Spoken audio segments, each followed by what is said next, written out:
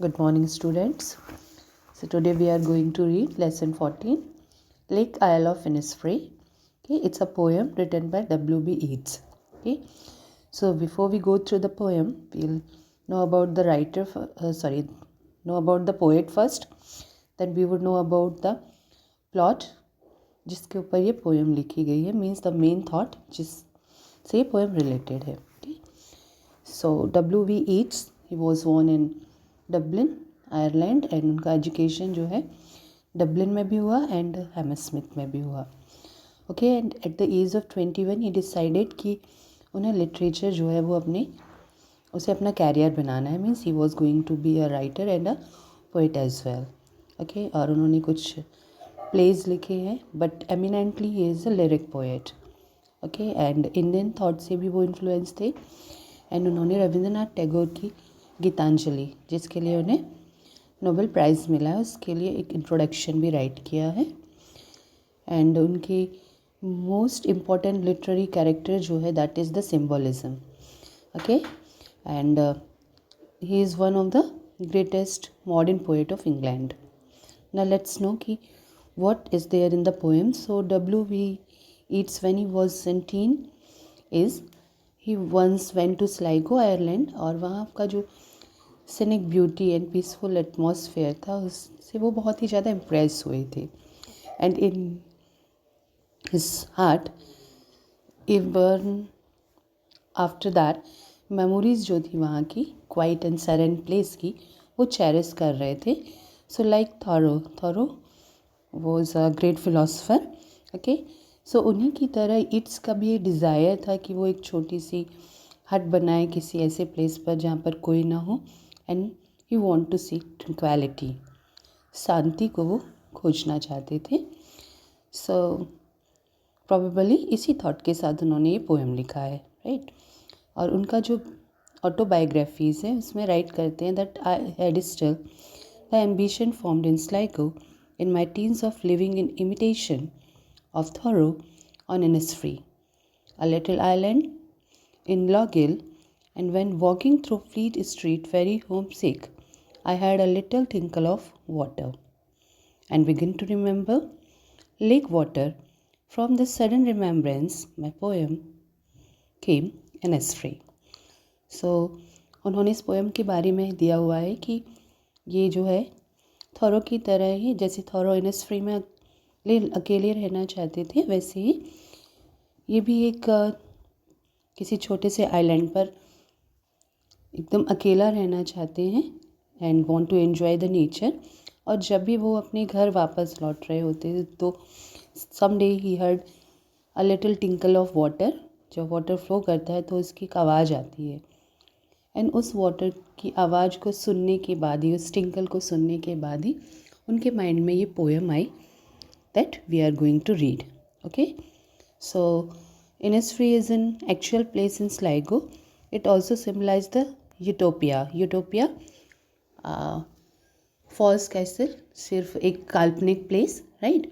हालांकि ये जो आपका नाम है पोएम में Innisfree एक एक्चुअल प्लेस है, एक एक्चुअल आइलैंड है, बट यहाँ पर आपकी पोएम में ये सिम्बलाइज कर रहा है कि यूटोपिया एंड इमेजिनेटिव प्लेस. ठीक है, और a country of the mind, जिसे हमने सोच करके बना रखा है, okay, which is divided of all the fret and fury of the world in turmoil. So ये जो हमारी लाइफ का हर्ष एंड वस है, हरी एंड हेस्ट है, इससे बिल्कुल अलग है ये प्लेस जिसका नाम है Innisfree. Okay, so let's start the poem. I'll rise and go now and go to Innisfree, and a small cabin built there of clay and battles made. So the poet says कि मैं अभी उठूँगा और जाऊँगा. कहाँ जाऊँगा?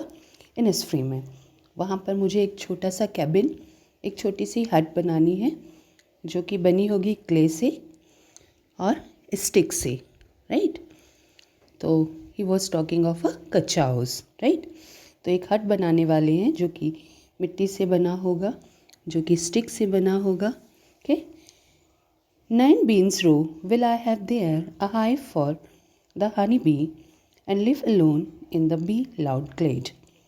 Now he says कि I am going to so there 9 bean rows, मैं वहाँ पर 9 bean means various type of plants वो वहाँ पर रखने वाले हैं, और एक उनके पास हाइव होगा जिसमें वो हनी वी कुरियर करेंगे, पालेंगे, और वहाँ पर रहना चाहते हैं वो एकदम अकेला, in the be loud clad, जहाँ पर उन्हें बीज की बज़ जो है सुनाई देगी और वो एंजॉय कर पाएंगे, because he is all alone.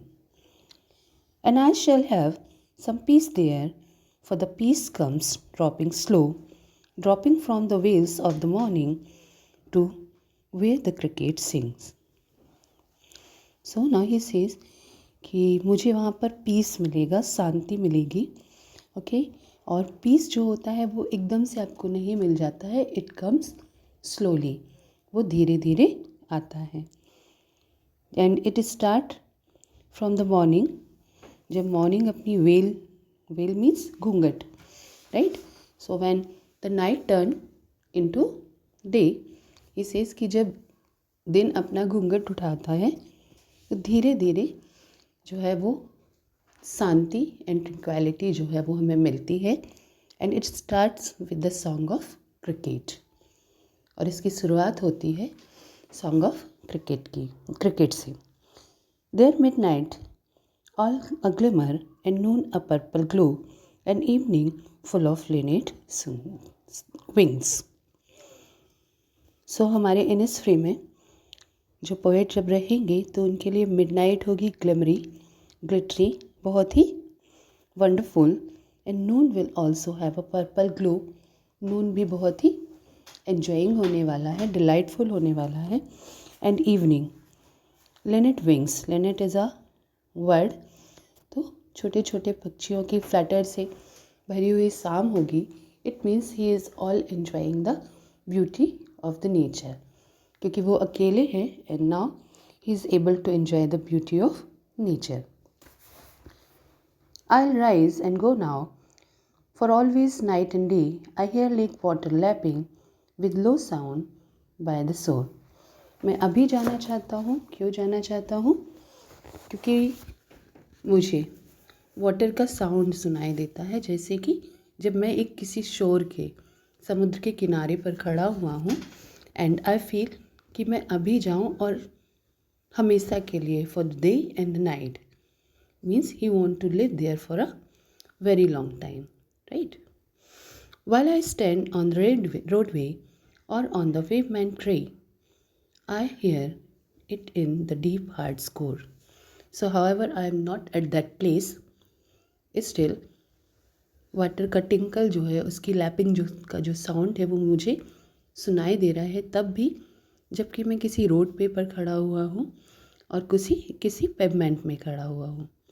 I feel as if मैं किसी शी शोर पर खड़ा हुआ हूँ और वहाँ मुझे वाटर का टिंकलिंग सुनाई दे रहा है, क्योंकि ये आवाज़ उनके आसपास तो नहीं है बट उनके हार्ट कोर में कहीं पर उन्हें चैरिस कर रहे हैं, right. So actually he want to go back to that serene and calm place, और ट्रंक्विलिटी वो वहाँ पर फील करना चाहते हैं. So this is his wish कि काश मैं वापस उस जगह पर जा पाऊँ and I could live alone in that serene place. मैं उस सरेन प्लेस पर एकदम अकेला रहूँ और आई would be able to enjoy the beauty of nature in real sense then.